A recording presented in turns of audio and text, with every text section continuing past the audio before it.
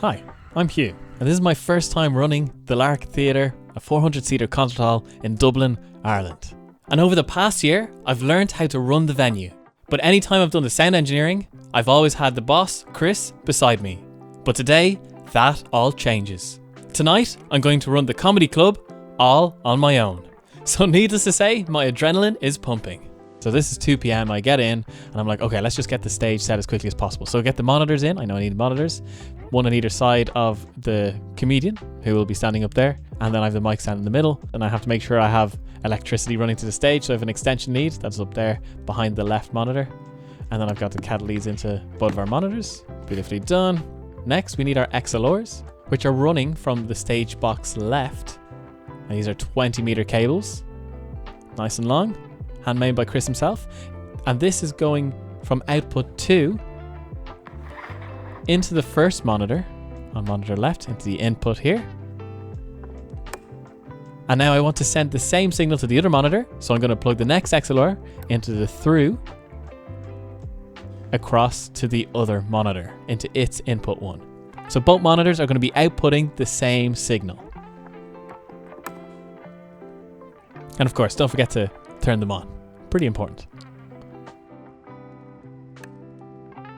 And there we go, that's step number 1, getting the monitors up and ready. I don't know why I did it in this order, but the adrenaline was going. I was like, whatever I see next, I'll do next. And now let's move on to our microphone. We've got an SM58. Always good in live scenarios, especially in comedy when they're really attacking the mic. Back to the stage box left, but this is in the input 1 as opposed to where we had the monitors out output 2. This is input 1 for the first mic, for the comedian's mic. I'm trying to keep the cables tidy as we go along. Now notice here, I keep this cable nice and loose so that when the comedians are on stage, they can move around freely. I give a little demonstration here. Look, quickly detached from the mic stand, and then they can walk around stage, and of course they can throw it back on. And that's why I'm using the 20-meter cable, so they have free reign to roll around as much as they want.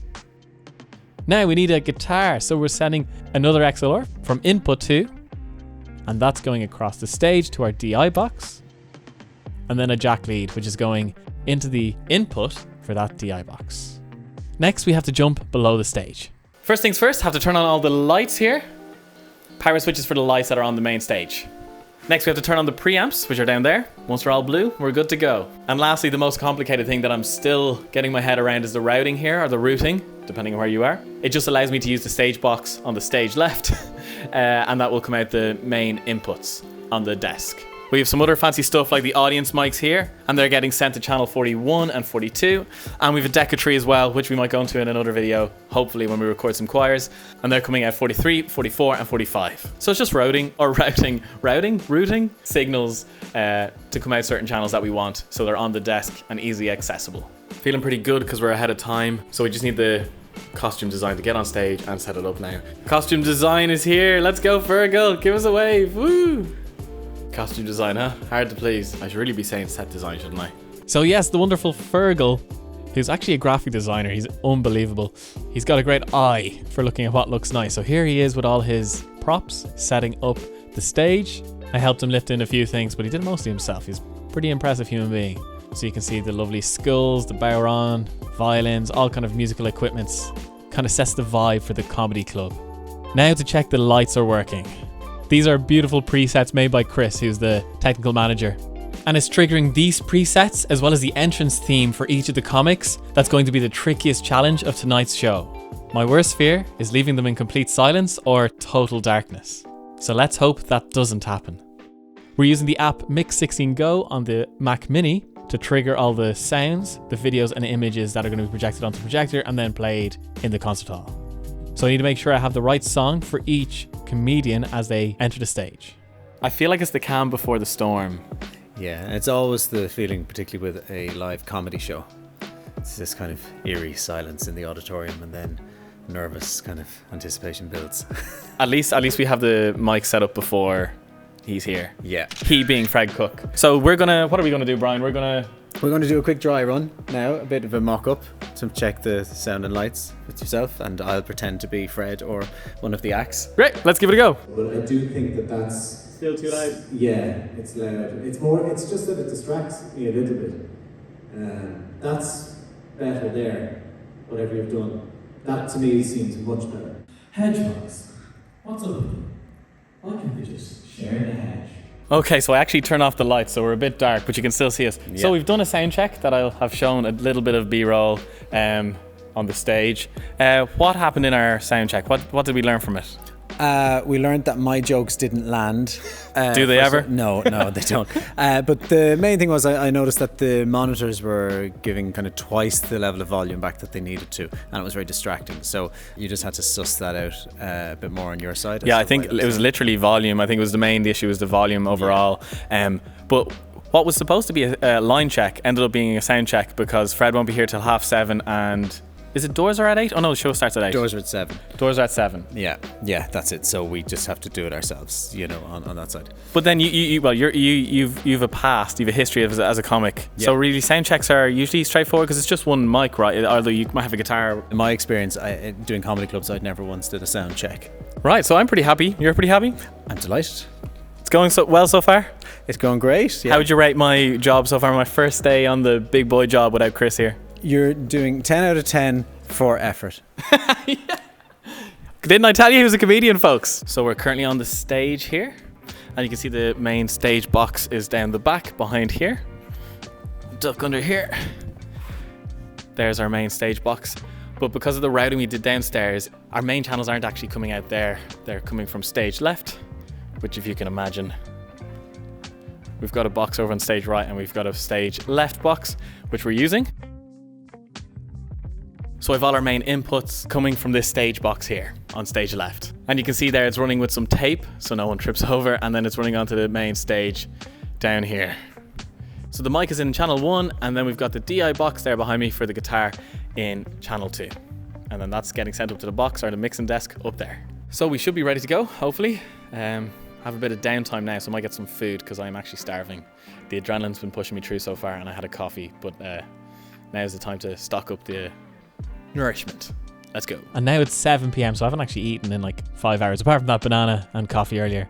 So I had a quick microwavable dinner and then some mixed nuts and then a coffee to keep me going.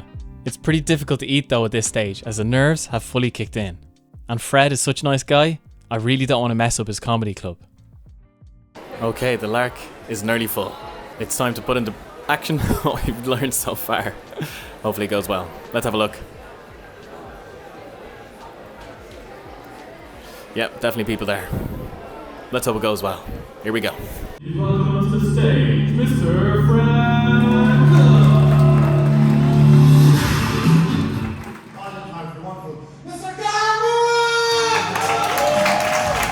And here is the tricky bit. Triggering the lights, the music, and making sure the guitar and mic are unmuted at the right time. Lovely round of applause. Irene, shut the up. As I'm sitting in the booth, I'm carefully watching the timer to make sure I let the comedian know when their time is up. And I do this by flashing a red light at their face. So 90% of my work happens when the timer runs out. Okay, so we're halfway through. Going pretty well so far. Remembered all the triggers, so can't ask more than that. I almost forgot to say I got a cheeky snack of fruit, which should keep me going through the second half better than getting a can of Coke or something, which I'm very tempted to go for, but gotta keep that cholesterol down. Alright, let's jump on to half 2. Look at this lad. He's trying to make himself invisible by hiding behind the plastic glass. If I do that, he won't see me, look like. Shoulders, so, guys, I'm so excited. I'll take the guitar, So, round of applause for Hugh AKA. He's a legend, isn't he? Did you hear that? Fred Kook calling me a legend. I might have to put that on my gravestone. But there was no time to revel in his compliment, as I had to go straight back to trying to remember all the audio and lighting triggers, or Fred might revoke my legendary status. Hey! Hello!